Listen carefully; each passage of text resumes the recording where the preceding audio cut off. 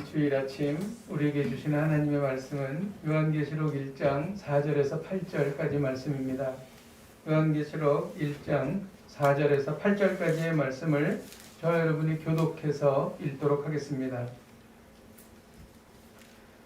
요한은 아시아에 있는 7교회에 편지하노니 이제도 계시고 전에도 계셨고 장차 오실 이시며 그의 보좌 앞에 있는 7 영과 또 조성된 증인으로 죽은 자를 가운데서 건져하시고 땅의 임금들의 머리가 되신 예수 그리스도로 말미암아 은혜와 평강이 너희에게 있기를 원하노라.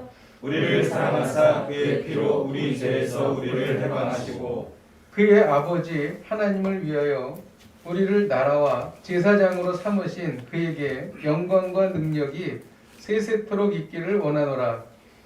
볼지어다 그가 구름을 타고 오시리라. 각 사람의 눈이 그를 보겠고 그를 찌른 자들도 볼 것이요 땅에 있는 모든 족속이 그로 말미암아 애곡하리니 그러하리라. 아멘. 다 함께 주 하나님이 이르시되 나는 알파와 오메가라. 이제도 있고 전에도 있었고 장차 올 자요 전능한 자라 하시더라. 아멘. 이 시간 우리가 대한민국을 위해서 같이 기도하십시다. 코로나 백신 효과가 확실하게 나타나서 우리가 평상의 일상을 되찾게 하여 주옵소서. 또 경제적으로 많이 어렵습니다. 저소득층, 또 소외계층, 중소기업, 또 소상공인, 청년들 앞날을 열어주시옵소서. 불쌍히 여겨주옵소서. 또 한국교회가 거룩하고 순결해져서 대한민국이 바로 서게 하여 주시옵소서. 우리가 찬 목소리로 기도하시겠습니다. 하나님 아버지, 코로나 백신 접종이 시작되었습니다. 하나님 아버지, 코로나 백신의 아버지 하나님 효과가 확실하게 나타나기를 원합니다. 하나님 아버지, 이를 통하여 코로나가 종식되게 하여 주시고 하나님 아버지 하나님께서 우리에게 알려주셨던 평생의 일상이 얼마나 고귀한 것인가, 얼마나 감사한 것인가를 하나님 아버지 알게 하여 주시기를 소망합니다. 하나님 아버지, 경제적으로 많이 어렵습니다. 하나님 아버지, 불쌍히 여겨주시옵소서. 하나님 아버지, 일어나게 하여 주시고 재기하게 하여 주시고 하나님 아버지, 소상공인과 청년들과 하나님 아버지, 중소기업과 하나님 아버지, 저소득층들과 하나님 아버지, 죄와 의의 소외계층들을 하나님 아버지 불쌍히 여기셔서 하나님 아버지 어려운 시간들을 나의 감당을 생각할 수 있도록 인도하여 주옵소서. 한국교회가 거룩해지기를 원합니다. 순결해지기를 원합니다. 하나님 아버지, 통하여 대한민국이 바로 서게 하여 주시옵소서. 하나님 아버지, 주님 앞에 기도하며 나아가오니 하나님 역사하여 주시옵소서. 하나님의 도를 주시고 함께하여 주시옵소서.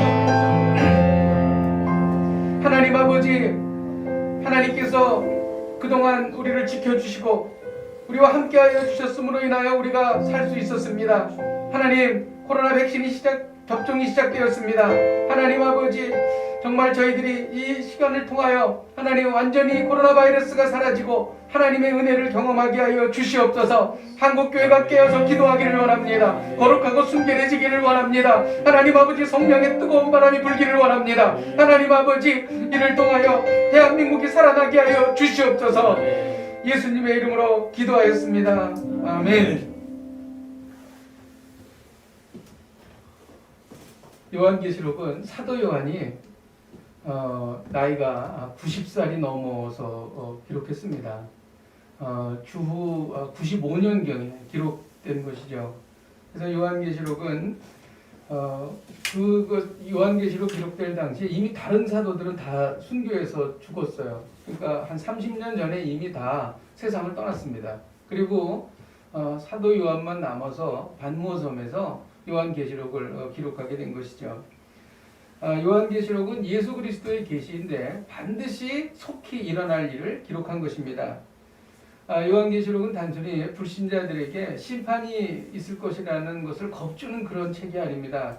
요한계시록은 그런 것보다는 새하늘과 새 땅이 올 것이고 우리가 주님께서 우리와 영원히 함께 하시는 그 시간이 오기 때문에 지금은 힘들더라도 잘 견디고 참고 거룩하고 아름답게 세상을 살아가라. 그런 우리에게 격려하고 또 우리에게 기쁨을 주는 그런 서신이라고 할 수 있습니다.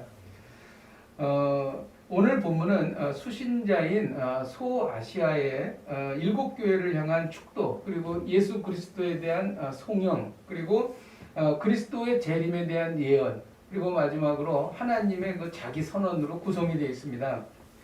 사도 요한은 7교회를 향해서 축도를 하고 있습니다. 우리 4절과 5절을 같이 한번 읽도록 하겠습니다. 시작.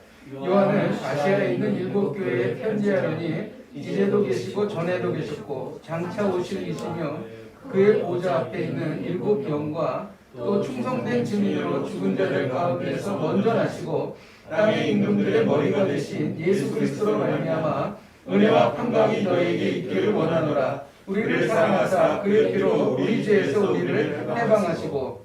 7교회는 소아시아에 있는 7개의 교회만 말하는 게 아닙니다. 앞으로 오고 오는 모든 교회들을 말하는 것이죠. 그러니까 모든 교회 전체를 다 말하는 것이죠. 요한계시록은 현존하는 그리고 앞으로 올 모든 교회를 대상으로 기록했다는 것입니다. 사도 요한은 성부, 성자, 성령의 이름으로 축복을 하고 있습니다. 이제도 계시고 전에도 계셨고 장차 오실 이는 성부 하나님이십니다. 그리고 성령 하나님을 7 영으로 이렇게 표현을 하고 있습니다. 그리고 충성된 증인으로 죽은 자들 가운데 먼저 사신, 그리고 모든 왕들의 머리이신 분, 그분은 바로 성자 하나님이 되겠습니다. 그래서 성부, 성자, 성령의 이름으로 축도를 하고 있는 것이죠. 그 7 영이라고 하는 것은 그럼 성령이 7분인가 그런 게 아니고요. 이 7 영이라고 하는 것은 스가랴 4장 2절에 기록되어 있는 기름그릇 위에 7 등잔이 있고 그 등잔 위에 7 관이 있다라는 말씀에서 따온 것입니다. 그리고 이 7 영이라고 하는 것은 성령님의 7가지 성품을 얘기한 것이에요. 그래서 이사야 11장 2절에 보면 그의 위에 여호와의 영, 곧 지혜와 총명의 영이요 모략과 재능의 영이요 지식과 여호와를 경외하는 영이 강림하시리니라고 말씀합니다. 그러니까 여기 7가지 성령님의 성품을 여기 기록하고 있어요. 그래서 7 영이다 이렇게 표현한 것입니다. 충성된 증인이라고 하는 것은 예수님을 이제 나타내는 건데 우리를 구원하기 위해서 죽음을 불사하시고 하나님의 명령에 충성하신 그 예수님의 모습을 이렇게 표현한 것입니다. 이 단어의 뜻이 그 증인이라고 하는 헬라어의 뜻이 말투스라는 단어인데 이것이 나중에 순교자라는 의미를 갖게 됐어요. 그래서 하나님께 충성하는 사람은 많은 사람들이 이게 죽음을 당했어요. 순교를 당했어요. 그래서 그것이 순교자다라는 단어로 나중에 바뀌게 되었다고 합니다. 죽은 자들 가운데서 먼저 일어나셨다. 이 말씀이 우리에게 얼마나 위로가 되는지 모릅니다. 죽은 자들 가운데서 먼저 일어나셨다는 것은 부활하셨다는 건데 먼저라는 단어가 그 뒤에 계속 부활하는 사람들이 있다는 거예요. 예수 그리스도를 믿고 구원받는 사람들은 죽어도 부활한다는 거예요. 그래서 우리도 부활하는 것입니다. 이것이 얼마나 우리에게 기쁨이 되고 소망이 됩니까? 예수님께서 부활의 첫 열매가 되셨기 때문에 우리도 영원히 썩지 않을 몸으로 부활하게 된다는 것이죠. 정말 이러한 사실만 생각하면 얼마나 기쁘고 가슴이 뜨거워지는지 모릅니다. 땅의 임금들의 머리가 되셨다는 말은 예수 그리스도께서 부활 승천하셔서 온 우주 만물을 통치하고 다스리신다는 것입니다. 당시에 도미티아누스가 황제였는데 당시에 핍박과 박해를 당하던 그 성도들은 정말 그 예수님께서 정말 왕이신가 이런 것에 대해서 의심을 할 수도 있었을 거예요. 왜냐하면 이렇게 하루가 지나가면 또 누가 순교당하고 또 누가 순교당하고 이런 상황이기 때문에 정말 그런 그 예수님의 왕권에 대해서 의심할 수도 있었다는 거죠. 그런데 오늘 요한계시록에서 말하는 겁니다. 도미티아누스가 진짜 왕이 아니다. 전능하신 예수 그리스도께서 왕이 되셔서 지금도 하늘 보좌에서 이 땅을 통치하고 계시다라는 말씀을 선포하고 있는 것입니다.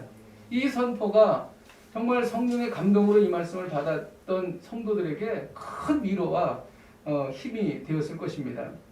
사도 요한은 성부, 성자, 성령의 이름으로 은혜와 평강을 기원하고 있어요. 이 은혜와 평강이라는 말이 성경에 많이 나오는데 이 은혜라고 하는 말은 특별히 이방인들을 위한 단어였어요. 왜냐하면 당시에 디아스포라 교회들이 이방인과 유대인으로 구성이 되어 있었어요.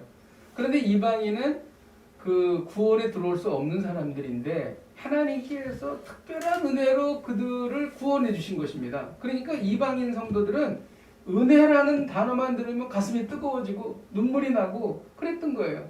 우리가 이방인들 아닙니까? 정말 우리가 들어갈 수 없는 자리, 우리가 있을 수 없는 자리에 우리가 앉게 된 거예요. 그리고 영원한 생명을 갖게 된 거예요. 그러니 은혜라는 단어만 나오면 이방인들은 눈물을 흘리고 감격했다는 거예요. 그래서 은혜가 여기에 있는 것입니다. 평강은 유대인들을 대상으로 쓴 그 단어입니다.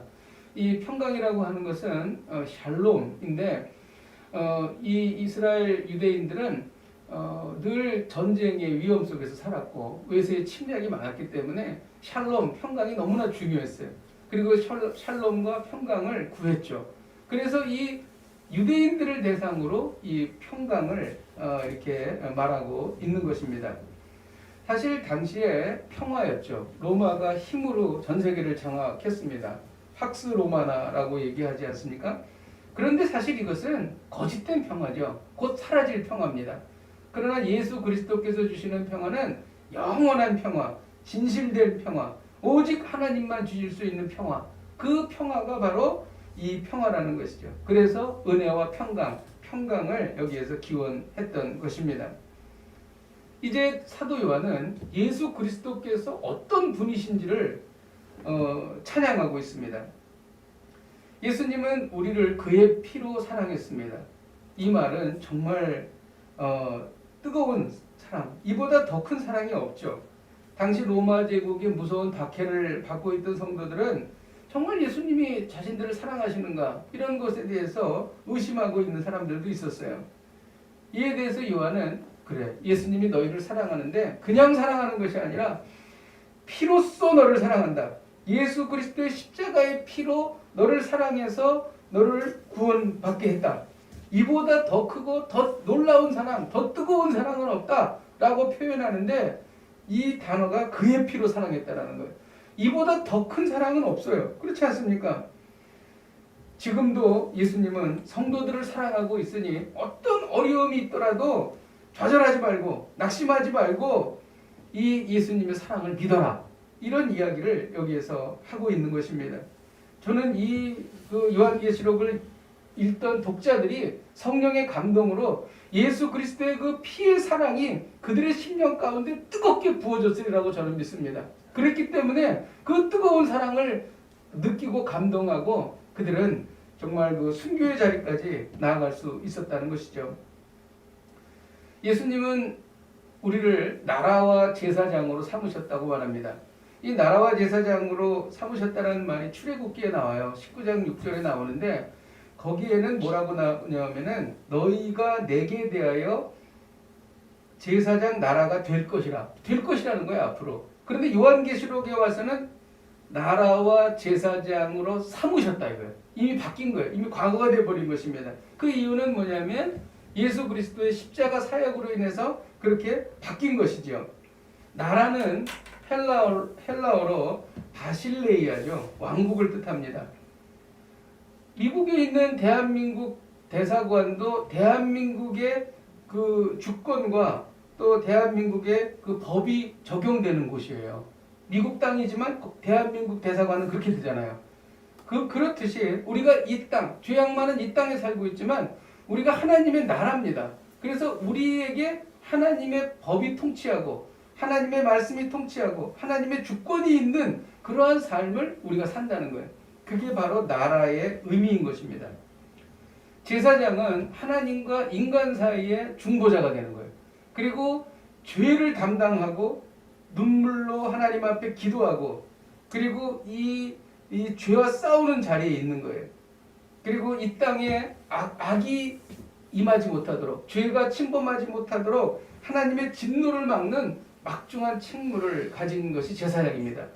그래서 우리가 나라와 민족을 위해서 기도할 때에 하나님께서 이것을 들어주시는 것입니다. 우리 성도들의 기도를 통하여 대한민국이 건재한 거예요. 왜냐하면 우리에게 이 제사장의 책무를 하나님께서 우리에게 주셨기 때문인 것이죠. 여러분 지금 사도 요한은요 늙어서 그 좀 파도 소리가 나고 거기 그 반모섬에 그 탄광 지역이었대요. 그래가지고 그 굉장히 심한 노동을 했을 거예요. 그리고 먹을 것도 별로 없었을 것이고 정말 그 차가운 바닷바람 속에서 그 사도 요한이 정말 어떻게 보면 다른 사람 세상적인 눈으로 볼 때는 절망적인 상황이에요. 지금 다른 사도들은 다 죽었어요. 그리고 이 악한 영은 사단은 마지막 남은 노사도도 탄광총에서 결국은 쓸쓸하게 죽게 함으로 인해서 그거 봐라 하나님이 어디 있느냐 이렇게 이야기를 하고 있는 것입니다. 사도 요한은 반모섬에서 격리된 상태에서 어떻게 보면 인간적으로는 답답하고 두려울 수도 있었을 거예요. 그때 사도 요한에게 계시가 임한 겁니다. 그래서 사도 요한이 밖으로 뛰어나갔어요. 그래서 하늘을 봤습니다. 하늘을 보았는데 환상 중에 예수 그리스도께서 악한 영들과 싸우는 모습을 본 겁니다. 그리고 무찌르시는 예수님, 승리하시는 예수님, 천군 천사와 함께 계신 그 예수 그리스도의 모습을 보면서 그런 가슴이 벅차올랐다는 거예요. 그의 모든 좌절과 절망은 사라지고 소망이 생기고 정말 그 끓어오르는 그 성령의 충만함과 그 주님을 위한 사랑 이것이 가득 찼다는 것이죠. 그러니까 이 절망 중에 빠져있던 사도 요한은 힘찬 찬송을 부르기 시작한 거예요. 예수 그리스도를 찬양하는 것입니다. 죄에서 해방시켜 주신 예수 그리스도를 찬양하고 우리를 나라와 제사장으로 삼으신 예수 그리스도를 찬양하는 것입니다. 그리고 영광, 하나님의 영광을 찬양하는 거예요. 그래서 그에게 영광과 능력이 세세토록 있기를 원하노라. 여러분 이 사도 요한의 정말 그 뜨거운 사랑 그리고 터져나오는 이 찬양을 여러분 느낄 수 있겠습니까? 다른 사람들은 다 얼마 있으면 죽어가야 될 사람들이에요. 그런데 성령께서 임하시고 환상과 계시가 임했을 때 완전히 상황이 바뀐 거예요. 그러면서 사도 요한은 확신했습니다. 오 그렇구나. 나에게 왕은 예수님 한 분밖에 없구나. 영광을 돌릴 대상도 예수님 한 분밖에 없구나. 찬양을 돌릴 분도 예수님 한 분밖에 없구나. 사도 요한은 온 힘을 다해 온 인격적으로 예수님을 찬양하고 있는 것입니다. 여러분 이것이 그려지지 않습니까? 아 정말 이 사도 요한은 이 놀라운 감동으로 주님을 찬양하고 있는 것입니다. 그리고 사도 요한은 예수 그리스도의 재림을 선포했습니다. 우리 7절을 같이 한번 읽도록 하겠습니다. 시작. 볼지어다 그가 구름을 타고 오시리라. 각 사람의 눈이 그를 보겠고 그를 찌른 자들도 볼 것이요 땅에 있는 모든 족속이 그로 말미암아 애곡하리니 그러하리라. 아멘. 요한은 예수님께서 구름을 타고 재림하신다고 말했습니다. 그런데 이것은 예수님께서 공생의 사역 기간 중에 예수님께서 본인 스스로가 말씀하신 내용입니다. 대제사장 가야바가 내가 하나님 그리스도인지 말하라 이렇게 얘기를 했어요. 그때 예수님께서 내가 너희에게 이르노니 이후에 인자가 권능이 우편에 앉아있는 것과 하늘 구름을 타고 오는 것을 너희가 보리라. 분명히 말씀하셨습니다. 주님은 하늘 구름을 타고 오십니다. 근데 이게 번역이 좀 잘못됐어요. 무슨 손오공이 구름 타고 오는 것 같이 생각을 하는데 그게 아니라 이걸 원어로 보면 메타호 네펠레라는 말인데 그대로 해석하면 그 구름과 함께예요. 그러니까 구름을 타고가 아니라 구름과 함께 오시는 게 원어입니다. 그렇기 때문에 우리가 정확하게 언어의 의미를 살려서 하늘 구름과 함께 예수 그리스도께서 재림하신다. 이렇게 보시면 되겠습니다. 그리고 각 사람의 눈이 예수님을 보게 될 것이며 그 찌른 자들도 보게 될 것이다. 그 찌른 자가 십자가에서 예수님을 찌른 로마 병사를 얘기하는가? 그렇지 않습니다.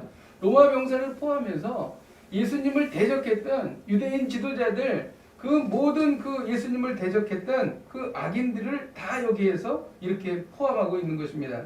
그래서 이들이 예수님이 재림하시는 것을 다 그의 눈으로 보게 된다는 것이죠. 저는 이 말씀을 준비하면서 주님의 재림에 대해서 많이 생각했어요. 정말 주님께서 재림하신다는 내용이 성경에 너무 많이 나오는 거예요. 요한계시록 1장 1절로 어떻게 시작하는 줄 아세요? 내가 반드시 속히 될 일을 보이신다 이렇게 되어 있어요. 속히 될 일은 예수님의 재림이에요. 그리고 요한계시록 마지막이 22장 21절로 끝나잖아요. 근데 22장 20절 바로 앞절에 뭐라고 되어 있냐면 내가 진실로 속히 오리라 이 말씀으로 마치는 거예요. 예수님이 재림하신다는 말로 시작해서 예수님이 재림하신다는 말로 끝나는 게 요한계시록이에요. 제가 지난주에도 말씀드렸잖아요. 신약에만 예수님이 재림하신다는 말씀이 300번 이상 기록되어 있습니다. 그리고 나서 그 중간에 오늘 본문에서 뭐라고 그러냐면 볼지어다 그가 구름을 타고 오시리라 하고 나서 그 다음 말이 뭔지 아세요? 그러하리라 아멘. 이 그러하리라는 헬라어로 아멘이라는 뜻이에요. 그리고 뒤에 아멘. 그러니까 아멘 두 번입니다. 이게. 그러니까 오신다는 말씀을 그렇게 말씀하시고 그리고 나서 그러하리라 아멘. 또 강조하고 있는 거예요. 반드시 오신다라는 것을 말씀하고 있는 것이죠. 요한의 기록은 너무나 타당하다. 그런 의미인 것입니다. 하나님은 자신을 알파와 오메가로 선언하십니다. 8절을 같이 한번 읽도록 하겠습니다. 8절 시작. 주 하나님이 이르시되 나는 알파와 오메가라. 이제도 있고 전에도 있었고 장차 올 자요 전능한 자라 하시더라. 알파는 헬라어의 첫 글자죠. 오메가는 헬라어의 마지막 글자입니다. 그러니까 영어로 말하면 A 그리고 Z이다. 그 다음에 한글로 하면은 기역 그리고 히읗이다. 이렇게 표현할 수가 있겠죠. 알파라고 하는 것은 이미 하나님께서는 이미 이 전 온 우주 이 세상 만물이 창조되기 전에 계셨다 이거예요. 그리고 그것을 이루신 분이라는 거예요. 그리고 오메가라고 하는 것은 하나님께서는 그의 선하신 뜻으로 이 모든 우주 만물을 그 선하신 뜻에 의해서 완벽하게 종결 지으시고 마무리 지으신다. 그런 뜻입니다. 이게 알파와 오메가라는 뜻이에요. 이것은 하나님의 자기 선언이죠. 그런데 이것도 역시 요한계시록에 보면 사도 요한이 환상을 보기 전에 하나님께서는 내가 알파와 오메가라는 자기 선언을 하세요. 그리고 다 환상이 끝난 다음에 또 하나님 스스로가 내가 알파와 오메가다라고 또 말씀하십니다. 그러니까 이것을 그 교차 대부법이라고 하는데 하나님께서는 이 문학적인 기법을 이용해서 하나님께서 알파와 오메가이심을 아주 정교하게 표현하고 있는 거예요. 이 참 요한계시록이 아주 정교하게 이렇게 구성이 되어 있습니다. 참으로 놀랍습니다.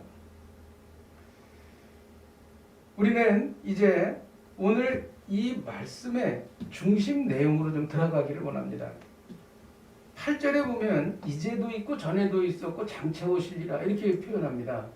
근데 오늘 성경 본문이 5구절인데 그중에 2구절이 이 말을 해요. 8절에 이렇게 있고 또 4절에도 똑같은 말이 있습니다. 이제도 계셨고 전에도 계셨고 장차 오시리다 이렇게 반복이 됩니다.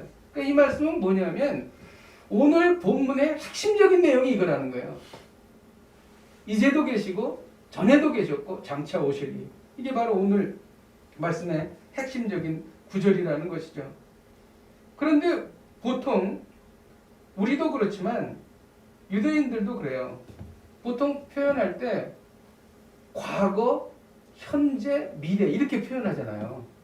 그런데 여기에 본문에는 현재, 과거, 미래 이렇게 표현합니다.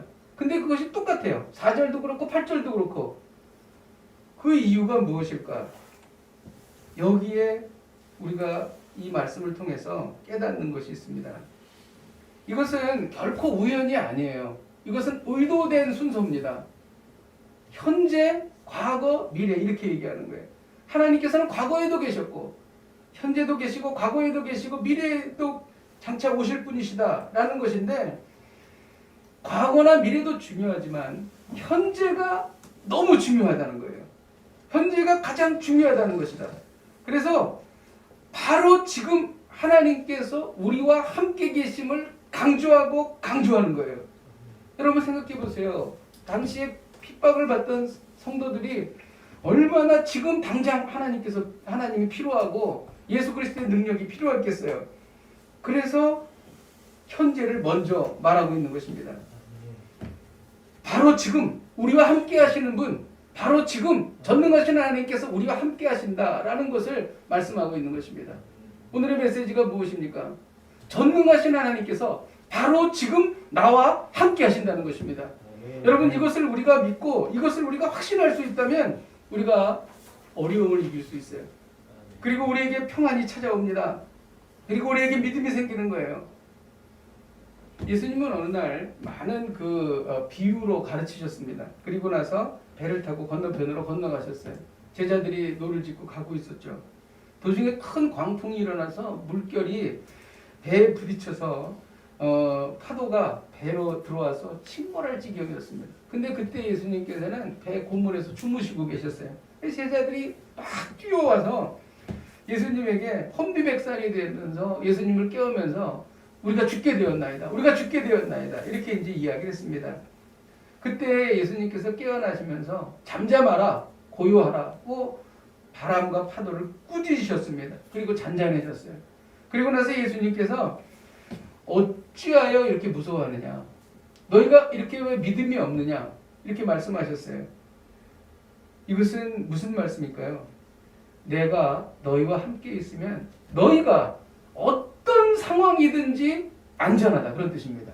아멘. 여러분, 우리는요, 주님께서 우리와 함께 계시기 때문에 우리는 안전한 것입니다.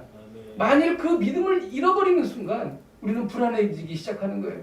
그리고 괴로워지기 시작하는 것입니다. 불행해지기 시작하는 것입니다. 예수님은 지금 우리와 함께 하십니다. 그리고 이것을 믿으십시오. 이것이 바로 예수님께서 승천하실 때 하신 언약이에요. 전능하신 하나님이신 예수님께서 우리에게 약속하셨어요. 그걸 지키시지 않겠어요? 마태복음 28장 20절에 보면 내 가르쳐 지키게 하라. 볼지어다 내가 세상 끝날까지 너희와 항상 함께 있으리라. 이렇게 말씀하십니다. 우리가 저녁 때 집에 들어가서 편안하게 잠자리에 드는 거 주님께서 우리와 함께 하시기 때문입니다. 여러분, 우리의 자녀들을 지켜주시는 것 주님께서 우리와 함께 하시기 때문이에요. 예수님은 우리와 함께 하십니다. 바로 지금 전능하신 예수님께서 함께 하십니다. 자연 재해가 닥쳐도 우리와 함께 하십니다. 질병과 역병이 찾아와도 우리와 함께 하십니다. 여러분, 악한 영이 아무리 우리를 유린해도 우리와 함께 하십니다. 경제적인 어려움이 와도 우리와 함께 하십니다. 어떤 상황에도 우리와 함께 하십니다. 물론 어려움을 당할 수 있어요. 그러나 주님께서 우리와 함께 하시기 때문에 이것을 피할 길을 주시든지 아니면 이길 힘을 주십니다. 말씀을 준비하면서 깨달은 것이 있습니다. 7절에는 볼지어다 그가 구름 많이 생각했어요. 이걸 과연 얼마나 많이 믿을까? 불신자는 아무도 안 믿겠죠. 그리고 믿는 성도들 중에서도 이것에 대해서 안 믿는 분도 많을 겁니다. 그리고 그냥 개연성만 가지고 있는 분들도 있을 거예요. 정말 우리 주님께서 이 땅에 재림하신다라고 하는 것을 가슴 뜨겁게 확신하면서 그것을 갈망하며 기다리는 분이 과연 얼마나 있을까? 여러분, 이것이 실감되십니까?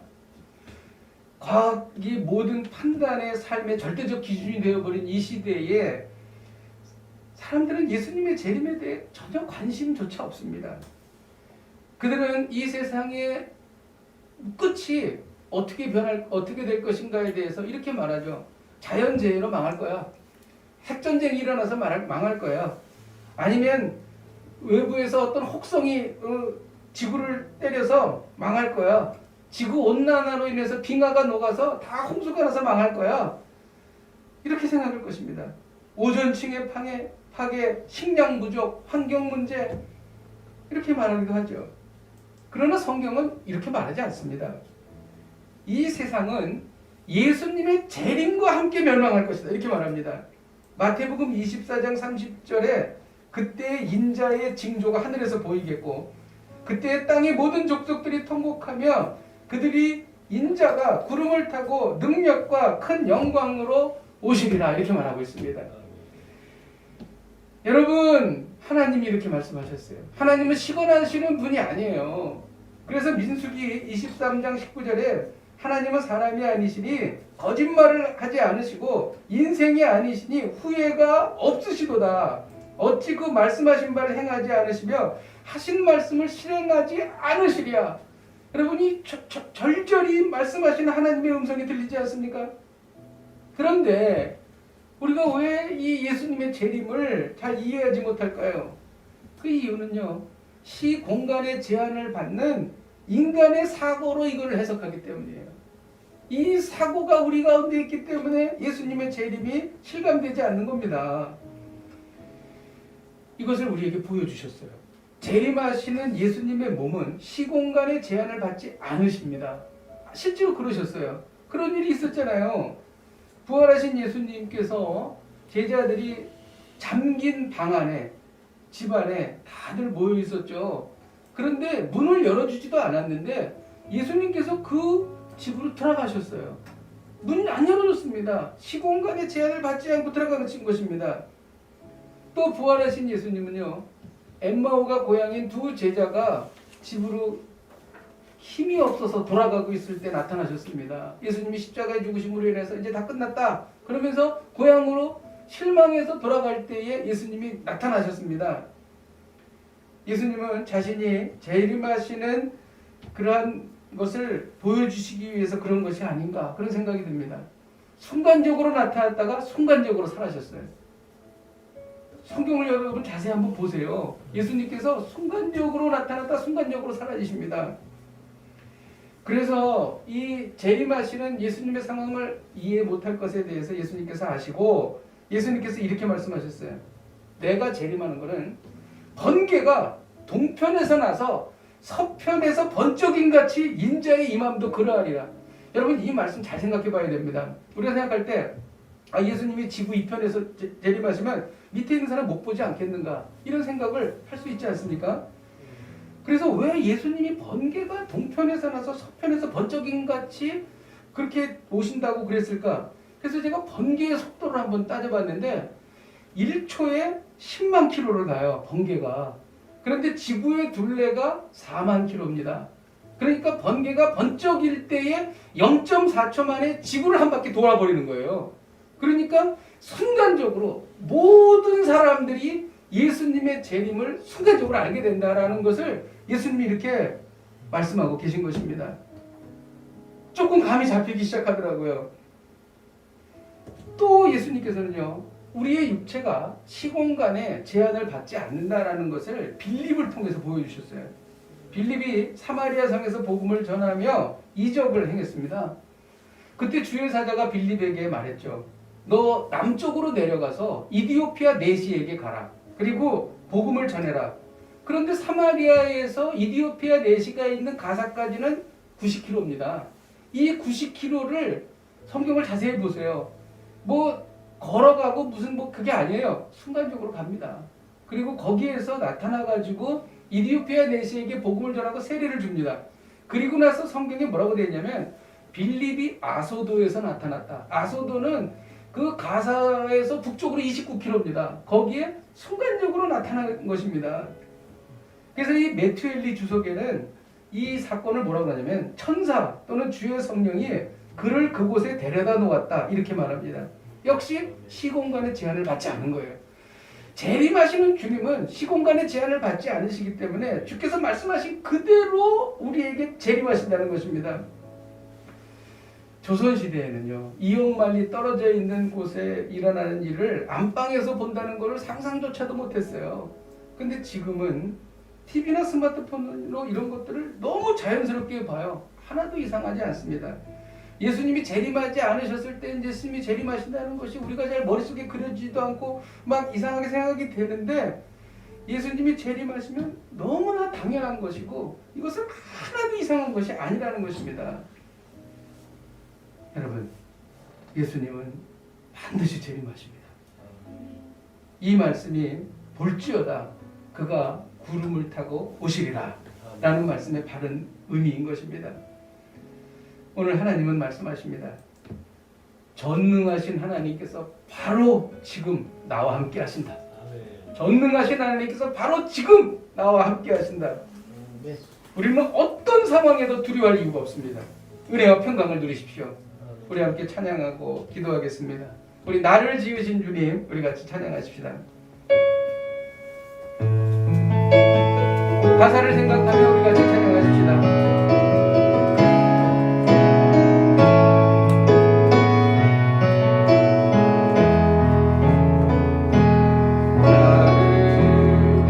나를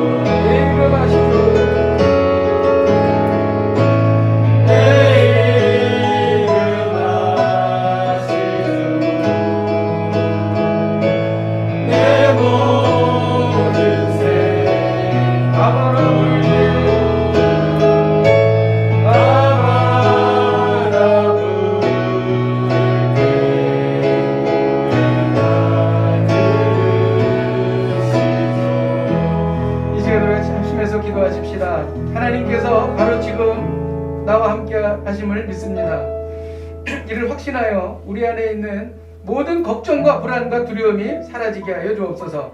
건강에 대한 두려움이 사라지게 하시고 미래에 대한 두려움이 사라지게 하여 주옵소서. 전능하신 하나님이 함께 하신다는 하나님의 임재를 자주 경험하며 확신하게 하여 주옵소서. 우리 함께 통성으로 기도하시겠습니다.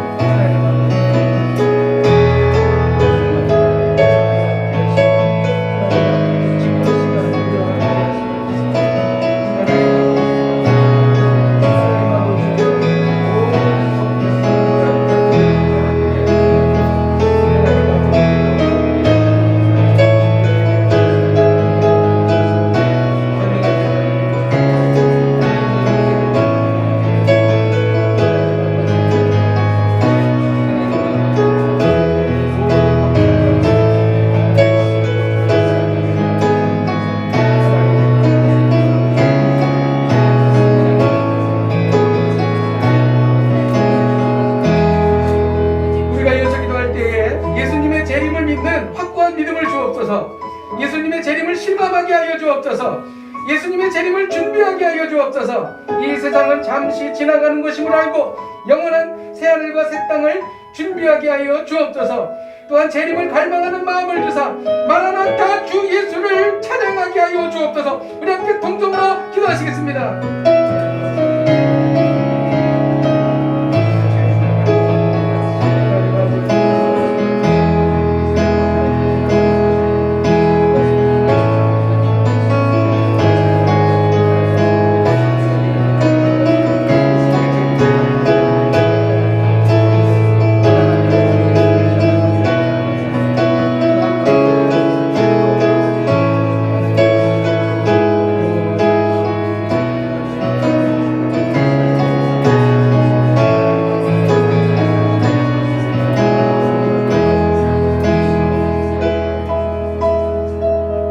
아버지, 전능하신 하나님께서 바로 지금 저와 함께 하심을 믿습니다.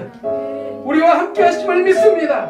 하나님 아버지, 때로 우리가 기도가 응답이 늦어진다고 하여 하나님 아버지 우리가 조바심을 내고 믿음이 약해졌던 것을 용서하여 주옵소서. 하나님께서 우리에게 가장 좋은 것을 주시는 분이심을 믿습니다. 하나님의 때에 정확하게 우리에게 역사하실 줄로 믿습니다. 왜냐하면 전능하신 하나님이 바로 지금 나와 함께 하시기 때문입니다. 이 믿음 가지고 다시 시작하게 하여 주시옵소서. 응답하여 주옵소서. 내가 너와 함께한다, 내가 너와 함께한다라고 하는 그 사인을 하나님 우리의 일상 중에 문득문득 보여주시옵소서. 우리가 감동하며 주님 앞에 나아가게 하여 주시고 더 믿음이 굳세어지게 하여 주시옵소서. 예수님의 이름으로 기도하였습니다. 아멘.